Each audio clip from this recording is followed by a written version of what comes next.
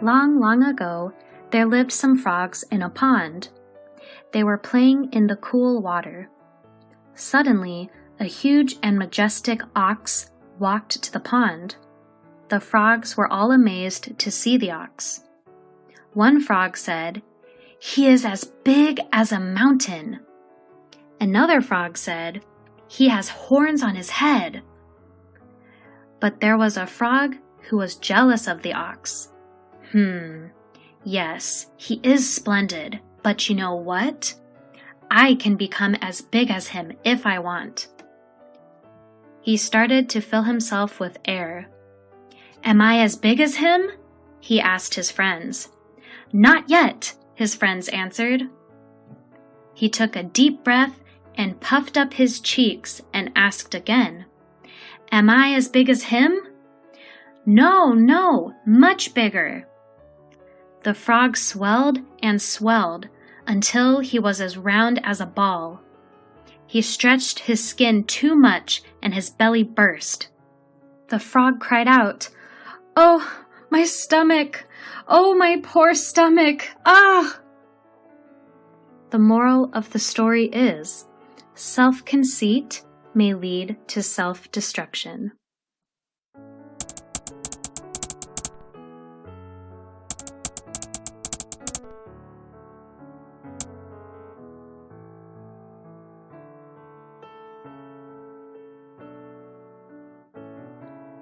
Long, long ago, there lived some frogs in a pond.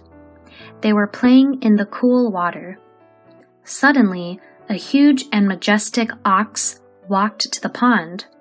The frogs were all amazed to see the ox. One frog said, "He is as big as a mountain." Another frog said, "He has horns on his head." But there was a frog who was jealous of the ox. Yes, he is splendid, but you know what? I can become as big as him if I want. He started to fill himself with air. "Am I as big as him?" he asked his friends. "Not yet," his friends answered. He took a deep breath and puffed up his cheeks and asked again, "Am I as big as him?" "No, no, much bigger." The frog swelled and swelled until he was as round as a ball.